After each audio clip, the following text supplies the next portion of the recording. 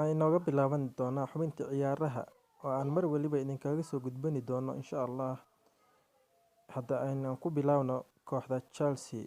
Halkani waxaan ku eegi doonaa shaxda macquulka ah ee la soo shirtagi doonta kooxda Chelsea, taasi oo uu leyliyo 42 jirka reer England Frank Lampard, taasi oo ay macquul tahay inay la soo shirtagto shaxda 4-3-3 walow shaki uusan ku jirin jahwareer ka yimaada safida koox wada da'yar ah sanadan uu la soo saxiixday iyo kuwa hore isii joogay. Haddii aan u dhaqaaqno safka macquulka ee uu la soo shirtagi doono dhanka goolkiibaha waxaa soo geli doona goolhayaha ayaa ah 28 jirka reer England Nick Pope, kaasi oo lagala soo saxiixday kooxda Burnley 12 milyan oo euro. Difaaca midig waa 30 jirka reer Spain ee Azpilicueta, kaasi oo ku fadhiya 24 milyan oo euro. Difaaca dhexe uu ka soo gali doono 35 jirka reer Brazil Thiago Silva, kaasi oo ku fadhiyo 4.8 milyan oo euro, kaasi oo lagala soo saxiixday kooxda PSG ee ka dhisan dalka Faransiiska.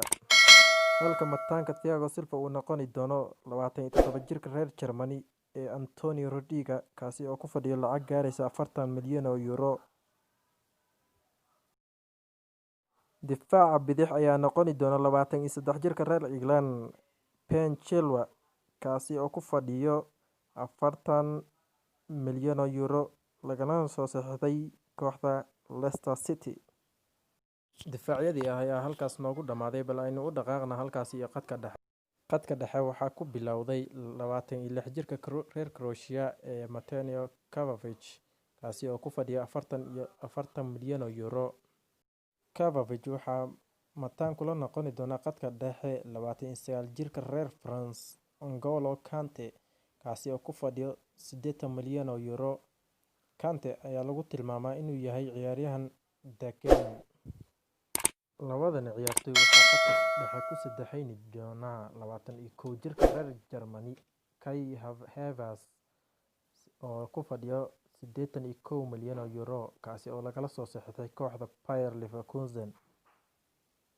Garabka midig waxaa kasoo weerartami doona ciyaaryahankii hore ee kooxda Ajax 27 jirka reer Morocco Hakim Ziyech, kaasi oo ku fadhiya 40 milyan oo euro. Garabka bidix waxaa kasoo weerartami doona 21 jirka United States kasoo jeeda ee Christian Pulisic, kaasi oo ku fadhiya 60 milyan oo euro. Strikaha ayaa noqon doona 24 jirka reer Germany Timo Werner. Timo Werner ayaa ku fadhiya lacag gaaraysa 64 milyan oo euro. Xasuuso oo xiskaaga geli, waxaa kaydka ku jira ciyaaryahano muhiim ah, balse shaxdani cusub waxaa ka mid ah ciyaartoy ay ka mid yihiin Azpilicueta, Rudiger, Kovacic iyo Kante, Pulisic, taasi